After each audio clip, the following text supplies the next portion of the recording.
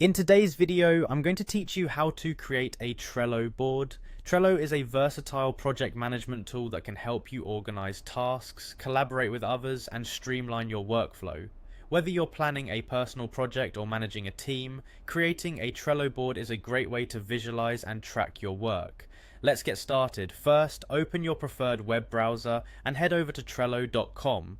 If you've already used Trello before, you might be familiar with the home page, but if this is your first time, don't worry, it's pretty intuitive. Once the home page loads, you'll notice a login button at the top right corner of the screen. Go ahead and click on that. Now you have a couple of options for logging in. You can enter your email and password, or if you prefer, you can use your Google account for a quicker sign-in process. Choose whichever method you're more comfortable with. After logging in, you'll be directed to your Trello dashboard where you can see your existing boards if you have any, or start creating a new one. The next step is to create a new board. Locate the Create button, it should be prominently displayed, and click on it. A drop-down will appear where you'll select Create Board. This will initiate the process of setting up your new Trello board. You'll be prompted to name your new board. Choose a name that accurately reflects the purpose of the board, as this will help keep you and your team organized. Next, you have the option to select a background for your board. You can either choose from the available images or opt for a solid color. The background you select can help make your board visually distinct and more personalized.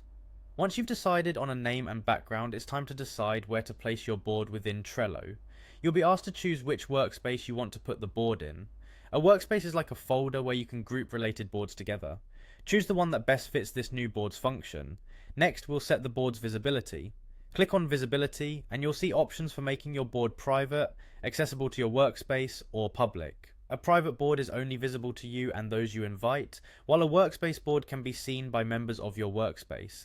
A public board gets indexed by search engines, so if privacy is a concern, make sure to select the option that best matches your needs. Finally, once you've made all these selections, click on the Create button to finalize your new Trello board. Congratulations, you've successfully created a Trello board.